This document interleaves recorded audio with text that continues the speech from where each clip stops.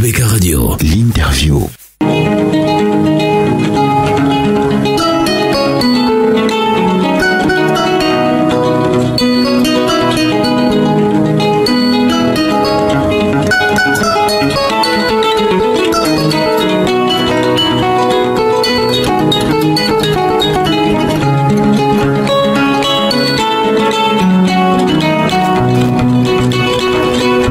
Bonjour, docteur Sostène Médard-Lipote. Bonjour à vous et surtout bonjour à vos auditeurs de ABK Matin. Je suis enchanté d'être sur vos antennes. Ce serait un plaisir d'avoir une bonne émission, belle interview.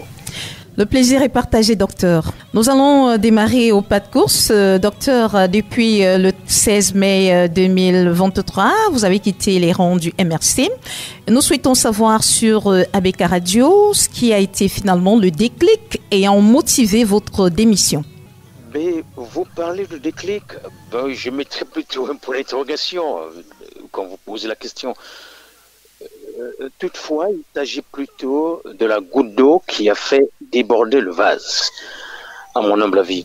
Et pour utiliser la métaphore de mon ancien parti politique, la métaphore du train, c'est une série d'erreurs, de fautes humaines très graves qui ont conduit au déraillement tragique du train, ayant pour conducteur un messie vaniteux.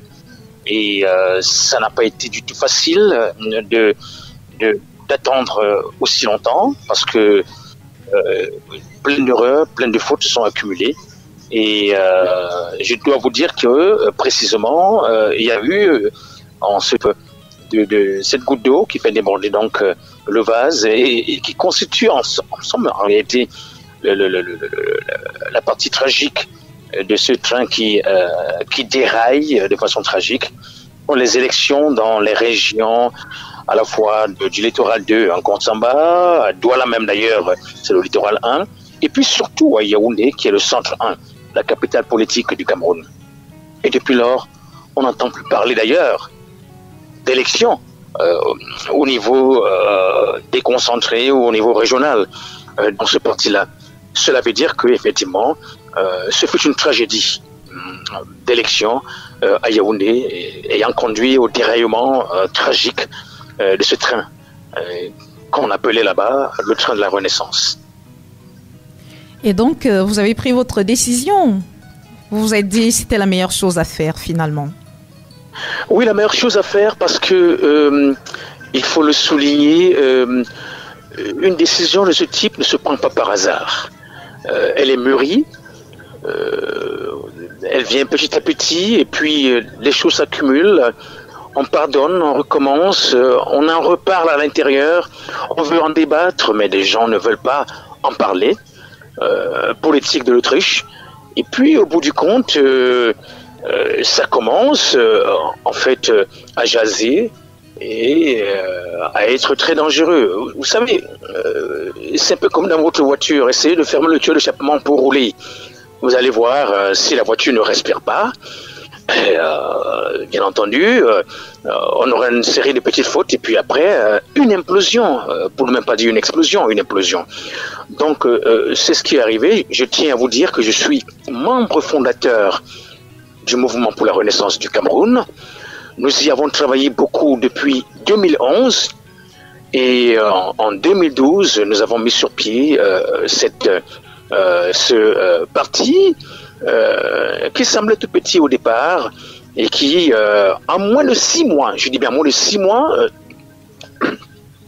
nous avons réussi à faire à ce que, avec d'autres amis politiques, nous avons réussi à faire à ce que le parti ait une visibilité, la meilleure visibilité d'un parti politique d'opposition au Cameroun, au point que même le SIF s'en inquiétait déjà dès 2012-2013, et cela a été confirmé d'ailleurs avec le double scrutin de 2012, de 2013, de la fin de 2013, double scrutin au cours duquel nous avons fait tache d'huile et n'eurent été réalité les falsifications, les fraudes massives aussi aux élections.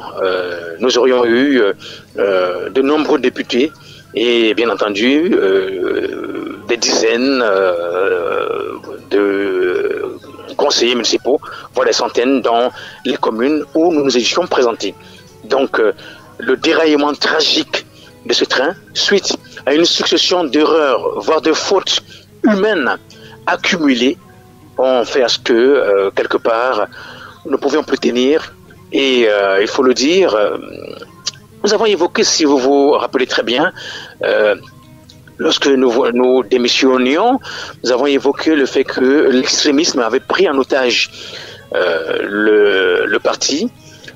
L'extrémisme, dans l'extrémisme, il faut y entendre beaucoup de mots, M-A-U-X, qui ont donc conduit à cela. Il y a du messianisme, il y a des questions de tribalisme, des questions de mauvais management, mismanagement, la comptabilité, difficile de rendre compte, voire impossible dans ce parti politique, ou alors de faire un bilan exhaustif, et surtout l'autocritique. L'autocritique, c'est ça la démocratie. Tout démocrate est tenu de faire de l'autocritique. Tout démocrate est obligé d'accepter qu'à l'intérieur de sa formation politique, de son syndicat ou de son OSC, qu'il y ait un échange d'idées, un débat, la contradiction, et de cette contradiction naît donc quelque chose. On ne peut pas faire à ce qu'on étouffe les gens à l'intérieur pendant 1 an, 2 ans, 3 ans, 4 ans, 10 ans, une décennie, et bientôt une douzaine d'années, sans que, quelque part, les gens ne ressentent la nécessité d'y débattre à l'intérieur, d'en débattre des grandes questions de l'heure, et surtout aussi de tirer des conclusions pertinentes face à la concurrence politique sur la scène politique nationale, voire internationale. Voilà, docteur Sostène Médard Lipote, vous êtes un homme politique. Nous aimerions bien savoir, depuis votre départ de votre ancien parti politique, est-ce que vous arrive-t-il souvent d'avoir des regrets après avoir consacré autant d'années, autant d'énergie à mettre en avant ce parti, à donner une certaine visibilité à ce parti? Aujourd'hui, qu'est-ce qu'il vous arrive de vous dire de temps en temps? Mais écoutez, chère dame Sidonie, ceux qui vous écoutent, qui vous entendent sur votre prestigieuse radio ABK, depuis Douala, depuis en fait les berges du Vouri, et qui me connaissent, savent que je suis quelqu'un, et je ne mets pas de regrets dans ma vie. Que non, non, non et non. Ma philosophie, ne jamais regretter des actes que j'ai posés en toute âme et conscience. Au contraire, une montagne de satisfaction de l'expérience accumulée, que l'expérience, du capital politique engrangé, que le capitaux, des compétences culturelles en fait d'acteurs politiques et culturels, voire sociales, c'est extraordinaire.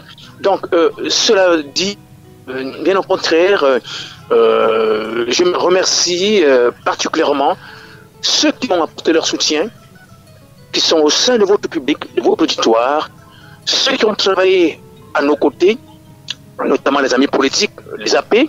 Je dois dire que c'est moi-même qui ai eu l'initiative de faire à ce que le sigle AP soit très usité au sein du MRC. AP étant le diminutif de amis politiques. L'expression était connue, mais davantage dans la littérature politique et dans un jargon restreint entre, bien entendu, cadres de partis politiques. Mais je veux dire, nous l'avons vulgarisé au sein de notre parti politique afin de faire un distinguo avec une appellation déjà, en fait, désuète de camarades, un peu comme autant le Parti communiste chinois ou alors soviétique. Nous avons préféré amis politiques parce que nous pensions que la politique, c'est aussi l'art de se faire les amis. Donc, nous nous sommes fait beaucoup d'amis là-bas, y compris au sein de ceux qui sont en train de vous écouter actuellement. Et bien entendu, ça ne manque pas en tant qu'humain. On peut fait quelques rares inimitiés, et pour rien. Les inimitiés sont dues aussi à des jalousies professionnelles, à des jalousies politiques, à des coups bas inutiles. Il y a des considérations en fait qui relèvent plutôt, j'allais dire, de l'irrationalité. ici, nous pensons que nous avons fait beaucoup de choses. Je tiens à vous dire que vous êtes une journaliste. Vous avez également vos confrères autour de vous. J'entendais l'autre jour sur une chaîne de télévision une grande UPCiste, en la personne de Madame Ekoué Henriette, dire que quand eux, ils se faisaient former comme acteurs politiques, jadis dans les années 50-60 au sein du parti politique du Cameroun du PC, qu'on tenait à ce que tous les cadres sachent écrire comme les journalistes, même s'ils n'étaient pas en tant que des professionnels, et qu'elle a beaucoup œuvré pour cela. Je tiens à vous dire que j'ai fait former au sein du MRC plusieurs dizaines de communicants à une grande école. Vous pouvez en témoigner, il y en a qui résident à Douala, il y en a qui résident à Yaoundé, à Garoua, à Maroua, à Bouya, et en communication politique et surtout en leadership jeune. Comment pouvez-vous avoir formé plusieurs dizaines de jeunes de moins de 35 ans en leadership et qui sont aussi des grands communicants, parce que dans cette formation, obtenue auprès d'un organisme international au Cameroun, il y a des gens qui ont été formés de façon à ce que, quelque part, ils sachent très bien ce que signifie la sociologie politique, le champ politique, c'est quoi faire carrière en politique, et tout ça à la fois, comment monter un projet politique, y compris aussi un projet, j'allais dire commercial, c'est quoi la communication politique, de langage en communication politique, c'est quoi l'art oratoire. Tous ces enseignements en 8 ou 9 modules pour ces personnes-là, depuis déjà 2013, ce n'est pas rien, sans compter ce que j'ai fait former en mon cabinet, en mon modeste cabinet SML Consulting, qui ont eu de bons enseignements en ce qui concerne notamment la communication politique, la communication en général. Ne jamais confondre, c'est ce que font aussi parfois les gens. On a entendu même dans ce parti, mais bien que j'ai été à un moment écarté, on ne sait pour quelle raison bizarre. Je tiens à vous dire que ne jamais confondre la propagande à la communication politique. La propagande, ça relève essentiellement de l'irrationnel, essentiellement de l'émotionnel, et voire de la manipulation. Donc la communication politique, elle est art, elle est technique, elle est science et elle est mesurée, d'autant plus que chaque fois, il faut être en mesure de trouver le prétexte de communication. Il faut chaque fois trouver en réalité des agents ou des personnes aptes et habilitées à communiquer. Il faut chaque fois bien analyser le contexte. Il faut chaque fois très bien voir ce que les autres font sur le marché concurrentiel de la politique, de la scène politique camerounaise, voire internationale. C'est ça le communicant politique. Il n'est pas n'importe quoi, il n'est pas n'importe qui, c'est quelqu'un de réfléchi. Je tiens à vous dire qu'au-delà de cela, j'ai structuré la communication politique de ce parti. Certains en ont trouvé un moyen pour aller dire qu'ils veulent la place du président. Mais merde, c'est quoi cette mentalité toujours? Lorsqu'il y a des compétences, on veut toujours les ravaler à autre chose que l'on pense et qui est dangereux. Non, nous ici, nous avions une idée, une très grande idée de la communication politique, et c'est pourquoi d'ailleurs le MRC, en moins d'un an, est devenu le parti politique de l'opposition le plus cité au Cameroun par les Camerounais. Du fait, bien entendu, que nous y allons ajouter de la science, de l'art et de la technique de communication. La communication politique n'est pas un gadget. La communication n'est pas un gadget. Et la communication politique ou la communication en général n'ont pas besoin de gadgets pour avancer. Ça peut être besoin, en réalité, de cette science, de cet art, de cette technique et de personnes compétentes. Je rappelle à ceux qui prennent l'écoute à l'instant qu'ils sont sur ABK Radio en direct de Douala. Docteur Sostène Médard Lipote, depuis que vous avez quitté les rangs du MRC, vous avez également mis sur pied un projet baptisé PAC, Patrimoine culturel africain. Nous souhaitons bien comprendre de quoi il est question.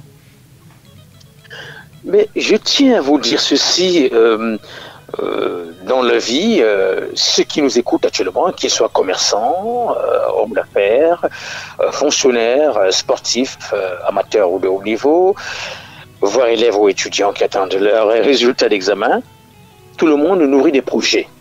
Et quand on est un être humain, on nourrit des projets jusqu'au dernier jour de sa vie. Et je tiens à vous dire que nous avons des projets pour la politique au Cameroun et nous les nourrissons et nous les cultivons. Nous travaillons avec des personnes physiques et morales dans ce sens. Et c'est dans ce sens-là que le projet PCA, patrimoine au pluriel, culturel au pluriel, africain, patrimoine culturel africain, a jailli, est né, et nous avons depuis longtemps dépassé la phase de débroussaillage par rapport à ce type de projet. Et nous avons beaucoup avancé.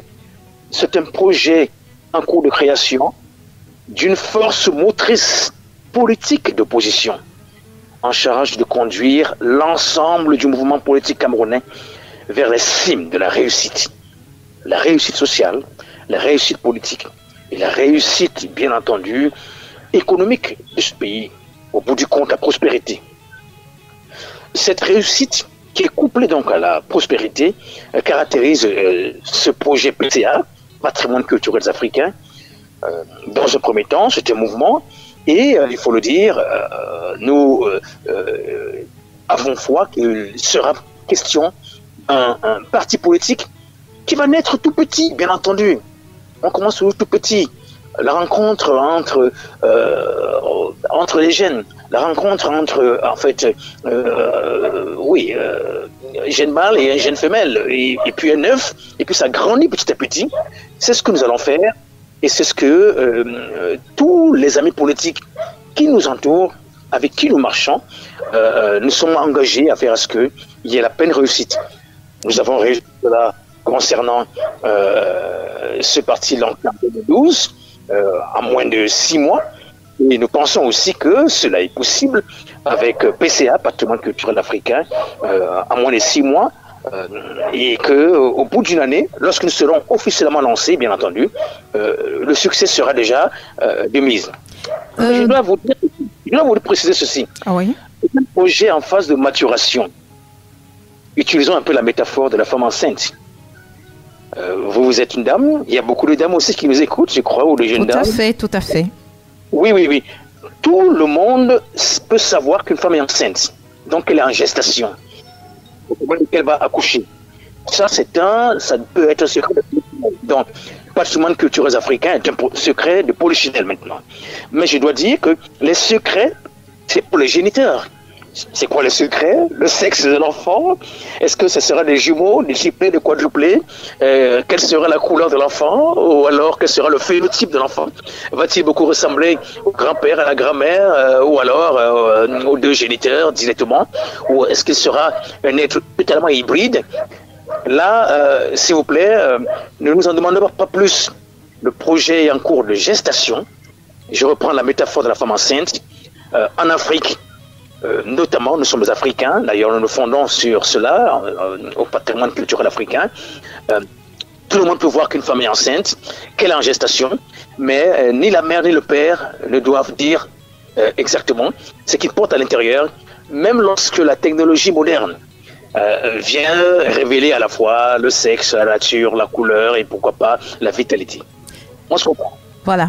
C'est vrai que, docteur, j'avoue quand même que la terminologie africaine m'interroge sur le caractère camerounais de ce mouvement, surtout que vous parlez de le voir muter peut-être très prochainement en un parti politique. Et je me demande comment est-ce qu'on aura un parti politique qui est baptisé patrimoine culturel africain plutôt que patrimoine culturel camerounais. Mais parce que les Camerounais sont d'abord les Africains. Mais tout simplement, oui, nous pensons qu'il est absolument, nous avons essayé de faire une sorte de benchmarking. Nous avons observé les partis politiques tels qu'ils fonctionnent en Afrique, et notamment au Cameroun depuis longtemps. Vous savez, les journalistes camerounais ont tendance à dire, mais tiens, est-ce que ce ne serait pas un parti politique de plus parce qu'il y en a déjà 300, un peu plus de 300. On poserait la même question pour les médias.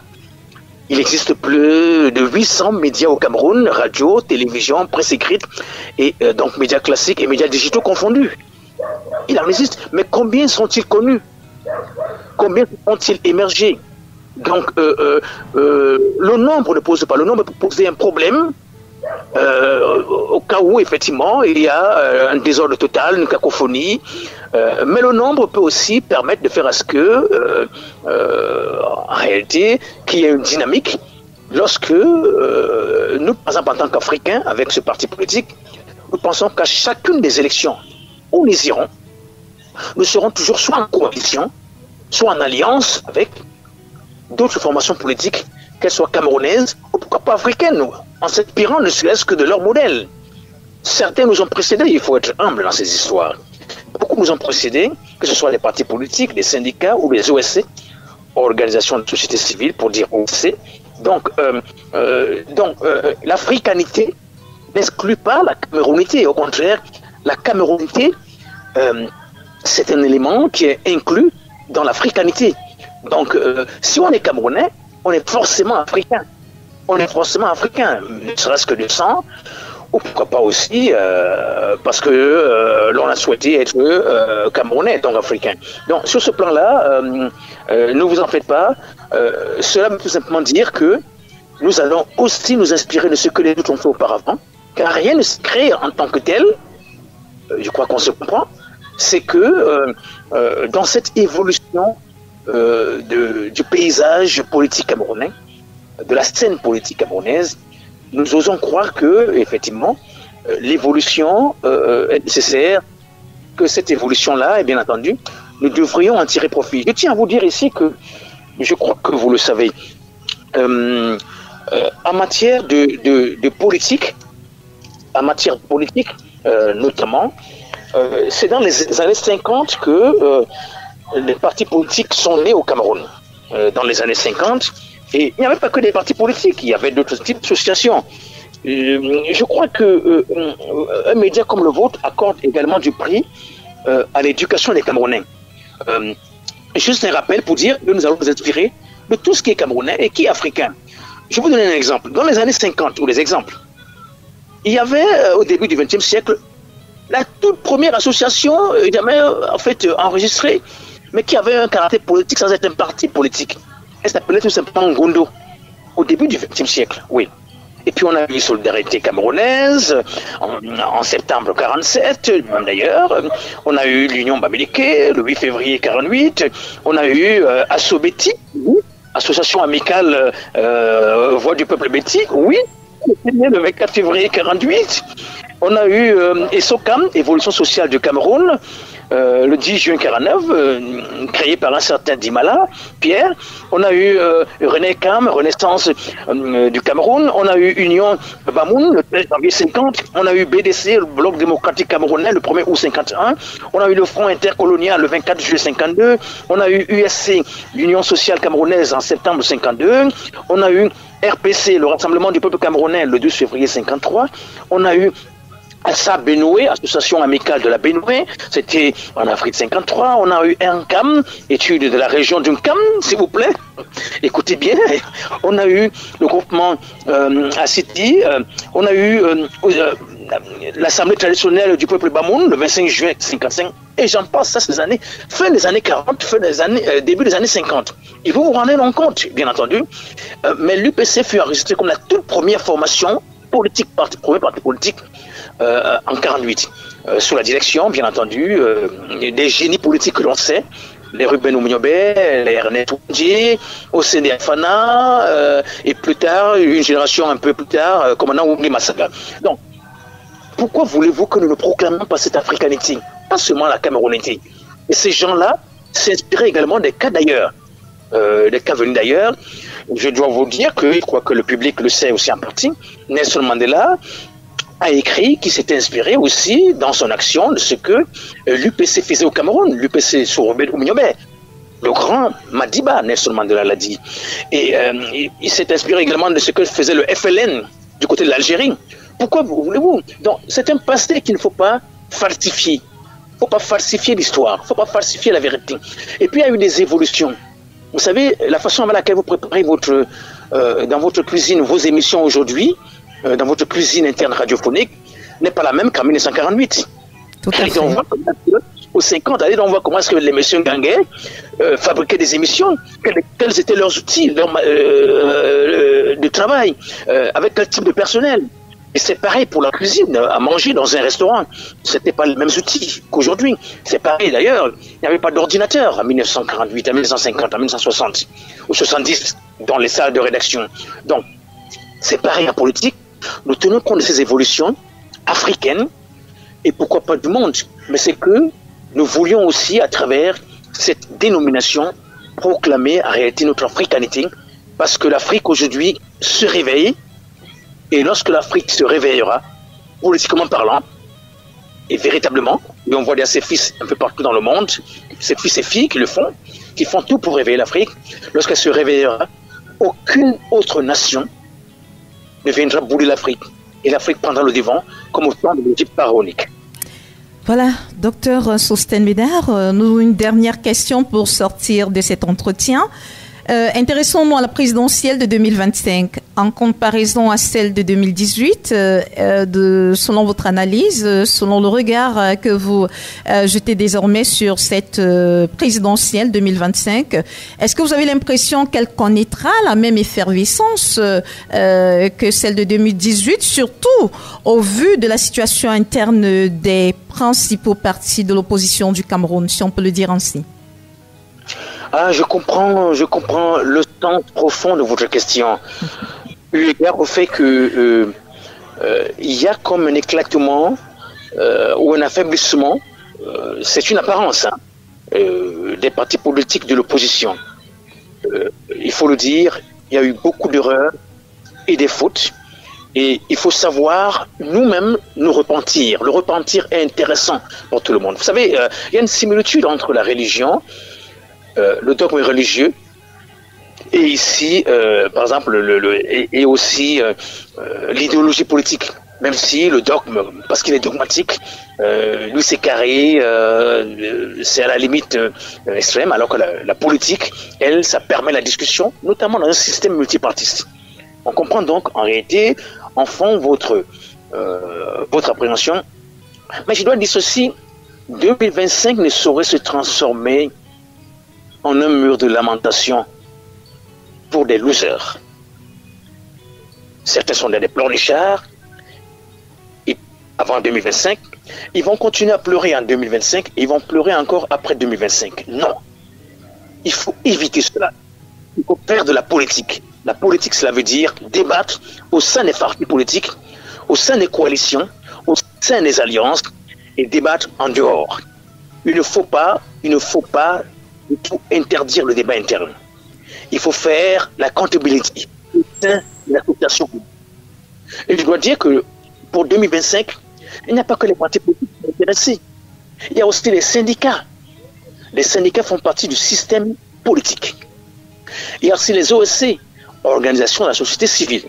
Elles font partie du système politique. Donc tout le monde doit faire son aggiornamento. Toutes les associations, tous les mouvements doivent faire leur aggiornamento le plus tôt possible et pourquoi pas trouver en réalité une solution médiane qui soit forte avec des hommes de conviction. Je dis bien de conviction, pas de ceux qui sont venus faire du marchandage tout simplement en politique ou bien qui viennent faire tout simplement du business en politique. Non, la politique n'est pas du business.